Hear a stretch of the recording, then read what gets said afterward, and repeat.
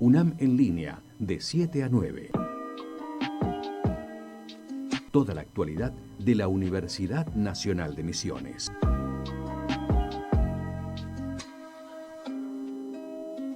FM Universidad 98.7 en el año del cincuentenario de la UNAM.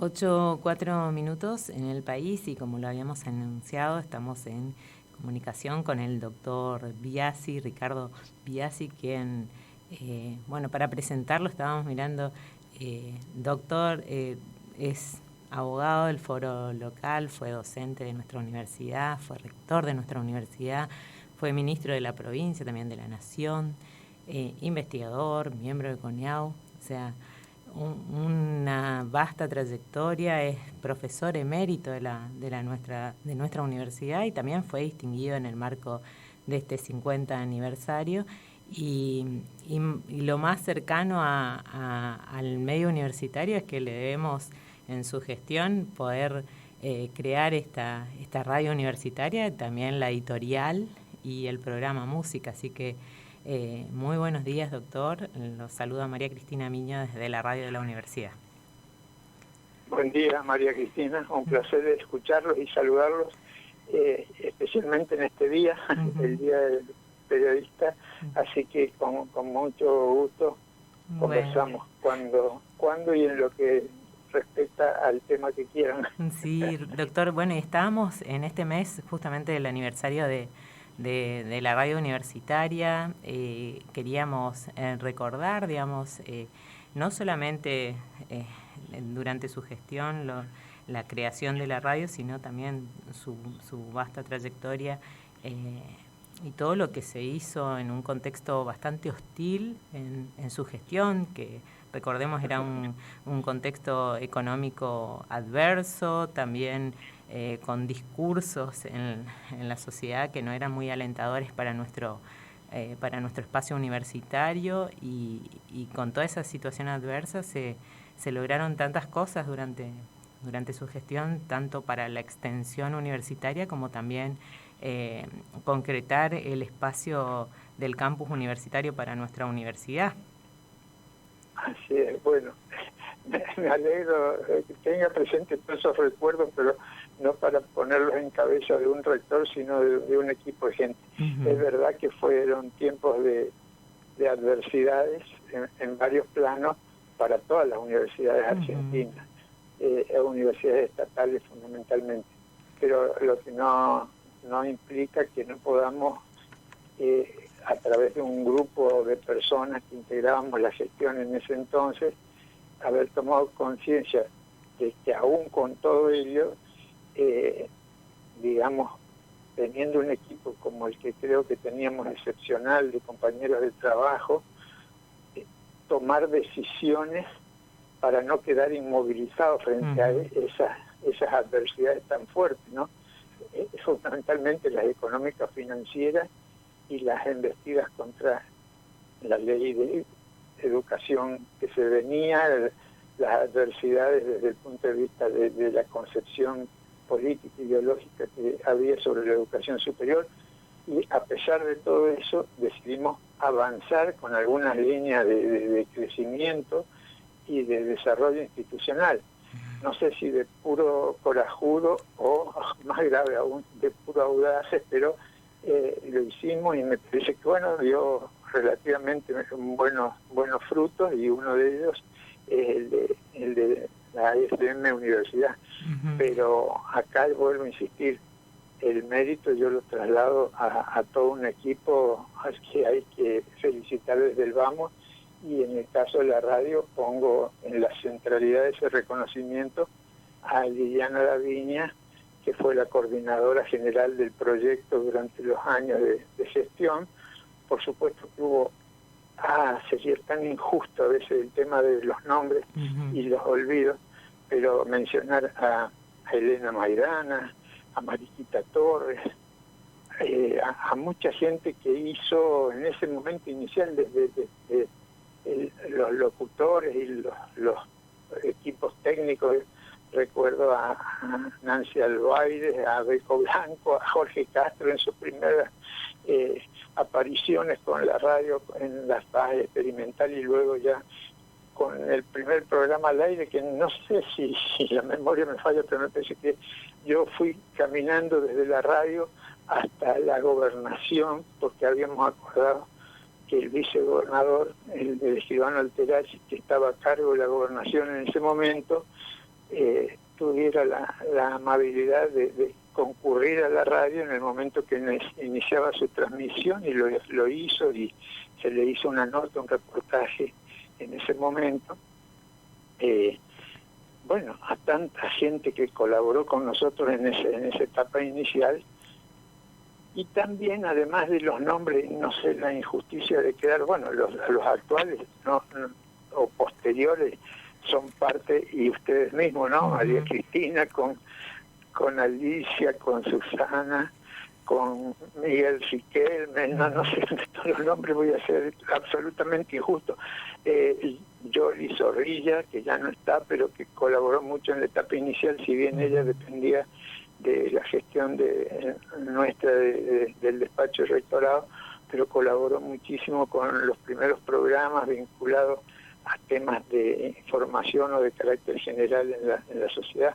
Sí, hasta el 2010 Yoli fue la productora estrella de nuestra emisora. Bueno, sí, que yo tengo un afecto especial, tuve por ella, por lo voluntarioso y lo predispuesta que siempre estuvo en ese tipo de tareas. Pero bueno, y todo eso además no dependía directamente de mí, porque sino también reconocer, quiero decir que además de la estructura en sí de la radio, estaba todo en el ámbito de la Secretaría General de Extensión Eso quería ¿no? recordar, si le decía el nombre de Luisa Tosca, por ejemplo, que sí, recuerdos. por supuesto, eso quería mencionar muy especialmente en el caso, a eso iba cuando dije que además todo esto tenía una estructura en el ámbito de la Secretaría General de Extensión, y no puedo dejar de mencionar a la querida Luisa, porque también puso mucha garra en todo esto, ¿no? Y lo de la radio, bueno, surgió también con una concepción que creo que se mantiene hasta el presente. He leído o escuchado comentarios de muchos de ustedes sobre el sentido o la coincidencia respecto al proyecto de radio o de la universidad, de distinguirlo claramente de lo que son las radios comerciales, y avanzar como estuvo en el proyecto inicial, que todavía lo tengo impreso aquí en un texto que me dejó de recuerdo de los 4 años de su gestión,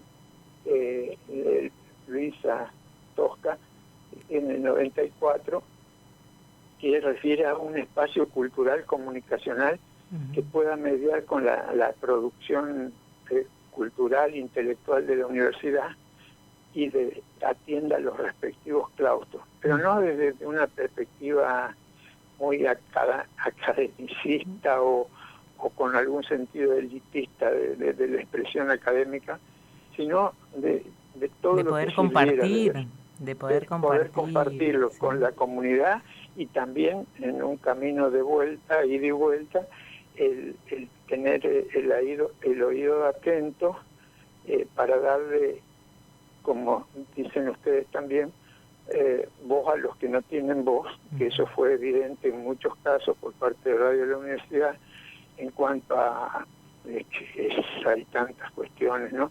Los famosos respetar el derecho humano básico, que es el derecho a comunicarse, digamos, ese es nuestro eje, digamos. Sí, y darle voz a muchos sectores, las comunidades guaraníes, los representantes de la producción que se expresaron a través de tractorazos, reclamos en el tema de los juicios de lesa humanidad, reclamos de estatales y de estudiantes, muchas cuestiones donde ese darle voz a los que no tienen voz estuvo presente, y ojalá lo siga estando siempre, ¿no? Y me parece garantizando ese derecho a la expresión, y que también lo puedan tener los propios comunicadores sociales que trabajan en la radio, ¿no? Sí. Yo en su momento, y no recuerdo quién lo decía, pero señalaba que el papel de la radio es muy importante porque no hay sociedades verdaderamente democráticas si no hay o no se garantiza en ellas el derecho a la libertad de expresión.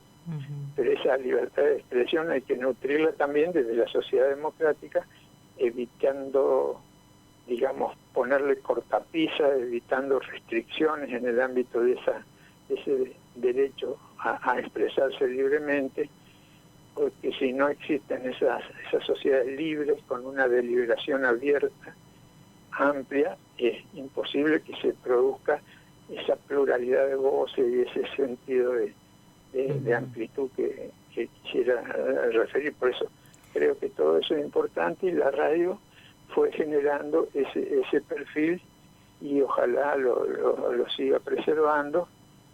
Tuvo además en el momento inicial una producción interesante, no solo desde el punto de vista de la producción de los académicos, de los investigadores, de los científicos, sino desde el punto de vista cultural, con los ciclos de grabaciones en vivo. Eso nunca lo voy a olvidar, porque nos contaba Liliana Daviña de esas grabaciones que se hacían en vivo y que se hacían CDs.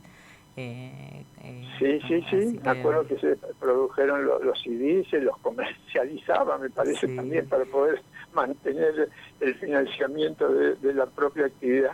Y la devolución, digamos, de la comunidad también de Posadas en ese momento también, que hubo una amplio interés y que se pudo expandir incluso la propuesta que había sido una propuesta inicial de 6 horas nomás de transmisión, ampliarla a las 12 se amplió horas. Después rápidamente, sí.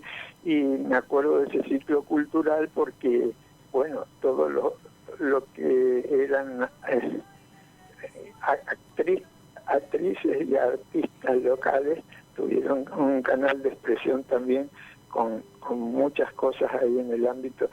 Recuerdo a Isaco Abibol con actuaciones en el Mensubar o en el Centro Cultural, a Ramón Ayala, a Chalo Jara, eran todas expresiones, digamos, populares en el ámbito regional, y que estuvieron ahí en ese año, que creo que fue el 93, fue bastante productivo en ese sentido, espacios también de Vera Tancredo o Guardamento, no me acuerdo mucho más, pero que fue interesante. Así y la articulación que también se pensó desde su gestión y desde su equipo de trabajo en la extensión universitaria con el diálogo también con la editorial y con la propuesta del programa de música, de lo que sería el inicio del programa de música también.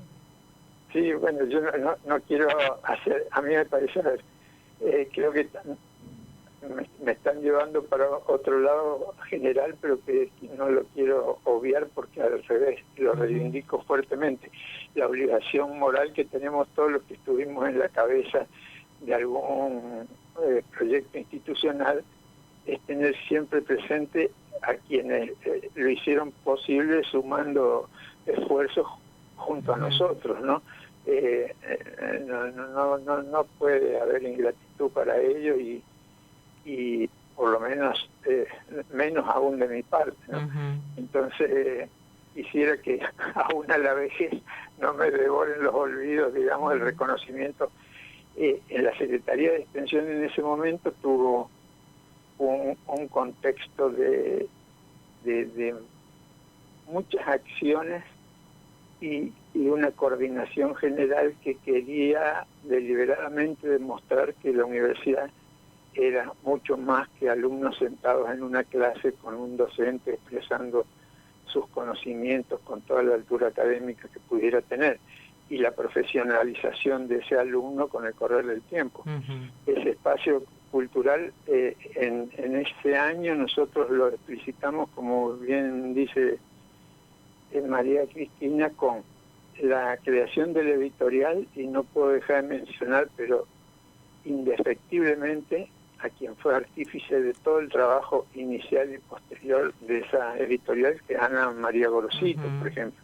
Sí. En el programa de música y la creación del conjunto de cámaras, Emilio Rocho, todos sabemos el valor que tuvo en toda la etapa de, hasta creo que ahora está jubilado, pero sí. espero que siga vinculado. Bueno, en el programa del Centro para la Integración Latinoamericana estaba a cargo del CEPIL Roberto Avinzan. Creo que en Teatro Experimental de UNAM era José Cáceres y Juan Carlos Stout. Bueno, hay súper una equipo. serie de... Sí, había un programa también, Universidad Municipios, que articulaba con demandas de los municipios del interior de la provincia y las posibilidades que teníamos de algún tipo de asistencia desde la universidad. O sea que era bastante ambicioso y espero que hayamos cumplido con todos medianamente, ¿no? Pero bueno, es un poco la historia de ese surgimiento. Y por supuesto no cuento los dolores de cabeza de cada una de esas historias, creo que también las hubo, ¿no? ¿Y los recuerdos de lo que fue el inicio del campus universitario también, doctor? Sí, también. ¿Qué anécdotas, recuerdos tienes de eso? Muchas. Vimos un video que compartió un compañero no docente, Jorge Guanes, hace poquito, y donde se puede ver las imágenes en VHS de lo que fue la inauguración. Jorge, bueno, sí, que me alegro que haya... Pero sí, la inauguración, si ustedes vieron la inauguración, era un campo pelado, sí. El campus de la universidad, no sé si para la construcción de los edificios de hormigón, esos iniciales, hubo que hacer tabla rasa de todo lo que había en materia de verdes, pero después empezó un progresivo crecimiento de todos los espacios desde el punto de vista de los árboles y de las nativas especialmente, que deliberadamente pusimos a colaborar a nuestros compañeros no docentes para que nos ayudaran no solo a plantarlas, sino a mantener todo eso. Pero sí, ¿no? Esa etapa inicial fue, en primer lugar, que yo creo que no tenía ninguna adherente a la propuesta de que nos fuéramos allá en ese primer momento. Había resistencia. Y bueno, las dificultades prácticas eran lógicas. Para trasladarse. Para trasladarse. El primer mes creo que no teníamos nada, no teníamos teléfono. Estuvimos sin teléfono un buen tiempo. La calidad del agua salía marrón de las canillas del agua. No teníamos acceso, no pavimentado, no teníamos ni siquiera enripiado, era barro puro los días de lluvia para llegar hasta los edificios. Y 7,5 kilómetros desde el centro donde estábamos, me incluyo, yo estaba a 2 cuadras de mi casa, la sede del rectorado, acostumbrado a estar dentro de las 4 avenidas, pero lo que me costaba indicar a todos era que se gastaba muchísima plata, ya en ese momento algo así como, 300.000 pesos o dólares en ese momento, el 1 a 1 en alquileres y periódicamente, y eso era un costo muy alto y había que tratar de plantarnos directamente en las sedes propias, ir creciendo con infraestructura de la propia universidad y obviando eso para derivarlo a otras inversiones más productivas desde el punto de vista académico, pero los dolores. Pero yo creo que la gente lo fue entendiendo con el tiempo. Hoy ya esas distancias están totalmente acortadas, pero además hubo una comprensión de que desde el punto de vista del trabajo, tanto intelectual como administrativo, también era una zona bastante más tranquila para producirlo, y bueno, se fue admitiendo a punto tal de que después empezaron las etapas, ya al poco tiempo ya inauguramos los módulos correspondientes a las nuevas aulas de ciencias económicas y todo pensando en ir trasladando con el correr del tiempo a toda la universidad. Bueno, eso ya después dependió de las gestiones posteriores, pero pero fue el puntapié inicial, digamos, el que se dio en ese momento con todo lo que implicó, ¿no? Nos contaba también nuestro compañero Luis Galarza lo de la plantación de los árboles, de ponerle los nombres, que eso, también, cada uno él dijo, cada uno tenemos un árbol de todos los que vinimos en esa primera etapa. Yo no sé si los llegué a convencer, pero bueno, todas las mañanas se ponía una cintita de plástico alrededor de cada tronquito de la nueva especie que se plantaba, y era el destinatario del cuidado de eso. Y uno ve ahora lo lindo que está, digamos, toda la foresta, digamos, que rodea tiene el campo. Y nosotros también estamos acá ahora, así que en el módulo de ingenierías de la Facultad de Ciencias Exactas, que también ya está acá. Sí, vino para presentación del libro, de uno de sus libros, porque además también usted, además de todo lo que hizo en la universidad, también dentro de la propia editorial también. También tiene producciones en la editorial, también por fuera de la editorial, es evaluador de la CONEAU, así que una trayectoria inmensa, doctor. No, yo no quiero hablar. Hablando del tema del traslado allá, también ahí hubo dolor de cabeza y compré alguna queja, pero de los propios miembros ahí del equipo respecto a ese traslado cuando ya estaba alejado de la gestión. Pero ¿a qué voy?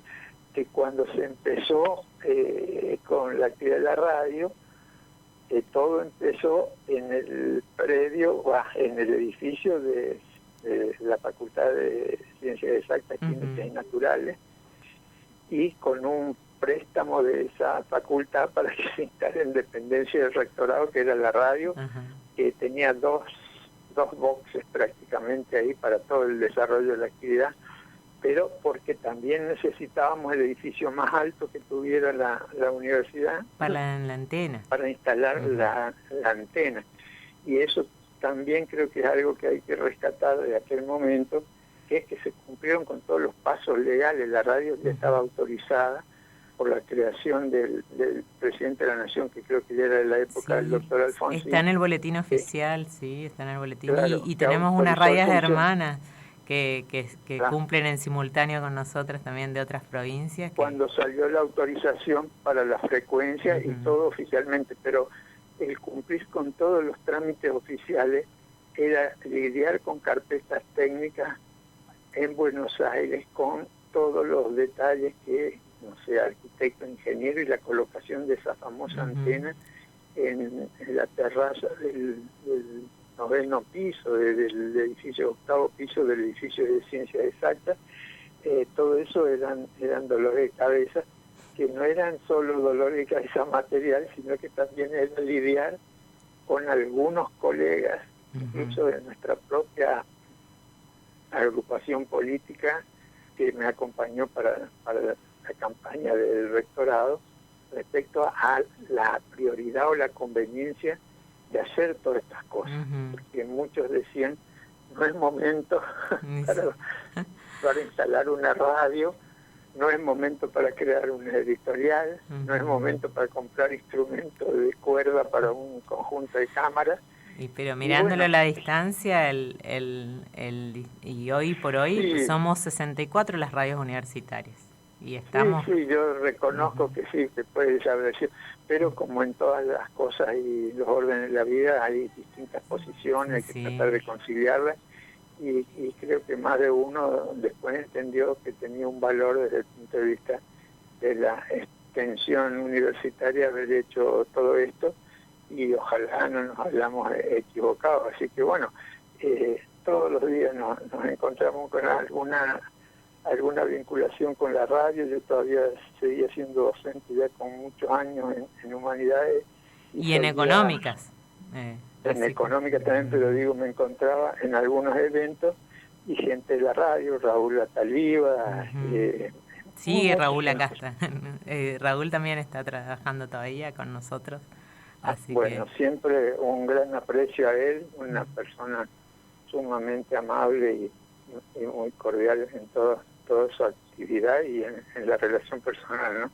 Así que mi saludo, y bueno, aprovechando el saludo justamente, ¿no? En el Día del Periodista, ustedes están llevando a la larga esto y a lo mejor tienen sus tiempos contados, pero no dejar de destacar el Día del Periodista, que es un día complicado. Justo leí un artículo sobre ustedes, los periodistas, creo que un colega de ustedes esta mañana o ayer, ya no recuerdo, señalando todas las cuestiones quejosas que están en boca de los colegas y que no salen a la luz tan claramente, pero que si hay un indicador, digamos, de todo ello, es el sentido de desprotección que los cubre a muchos de ustedes, a la mayoría de los periodistas, ya sea desprotección económica en algunos casos por la precarización laboral o los bajos salarios, o desprotección profesional, el riesgo también. Esa desprotección profesional puede ser que tenga un buen nivel de ingreso o de remuneración, si depende de un gobierno, de un Estado, o de fuerte grupo económico, pero que condiciona brutalmente el libre ejercicio de la profesión, ¿no? Entonces eso también necesita revertirse, y en ese sentido yo creo que también la universidad se puede dar el lujo de mostrar, por lo menos creo que lo pude haber, no sé si señalado y se ha percibido, pero que la pluralidad esa y la libertad de voces de las que hablábamos de la radio de la universidad jamás tuvo cortapisas o tuvo impedimentos desde la conducción de la universidad. Yo nunca me involucré en todo lo que era la programación, y mucho menos con los periodistas que intervinieran en los programas, los locutores o la gente de la programación, en cuanto a inducir a determinadas cuestiones o vedar el acceso de determinadas personas, posicionamientos políticos después, y eso da mucha libertad para trabajar a los que lo hacen en un medio de esas características. Y creo que no en todos lados es así. No, pero me parece que se valora muchísimo eso acá en la radio de la universidad. Nosotros que hemos transitado por otros espacios comerciales lo valoramos muchísimo. Así que, que tienen otros intereses, ¿no? Sí, claro, pero también puede haber en ámbitos públicos, tanto de universidades, en todas las experiencias que conocemos acá en el país y en el extranjero, y también en el ámbito estatal o gubernamental, esa libertad y esa amplitud, esa pluralidad de voces no siempre está garantizado, y yo creo que es lo que hace que las sociedades crezcan, ¿no? Que haya siempre deliberación abierta, fuerte, desinhibida, respecto a todas las cuestiones que afectan a la sociedad, y más sobre las urticantes, porque hablar de todo color de rosa está muy bien, pero sacar a relucir temas dolorosos o temas directamente que motivan situaciones de tensión no es fácil, pero es obligación del medio y de los periodistas ponerlo sobre la mesa de los debates, ¿no? Así que bueno, así que me alegro que se mantenga esa pluralidad y esa apertura y esa libertad. En ese camino estamos, así que bueno, doctor, le agradecemos muchísimo su tiempo con la radio de la universidad. Siempre es grato que nos pueda atender para poder conversar y recuperar un poco de la historia de nuestro medio, pero también de nuestra universidad, para que quede en el archivo y la memoria de nuestro espacio. Así que muchísimas gracias. Bueno, hasta pronto. Yo le agradezco a María Cristina, me despido, y lo fundamental, que todas estas palabras mías hayan servido para homenajear a quienes realmente fueron los constructores de la escena universidad, y que traté de recordar los nombres que con mayor, digamos, presencia pude pude tener en mi memoria. Le agradezco, María Cristina, un saludo a todos. Bueno, muchísimas gracias, doctor. Hasta luego. Chao, hasta luego. Charlábamos con el doctor Ricardo Biasi, quien fue rector de nuestra universidad, es profesor emérito de la universidad, y bueno, ya les contábamos toda la vasta trayectoria que tuvo con nuestra universidad y también, bueno, en el ámbito de nuestra provincia y nacional. 8:34 en el país.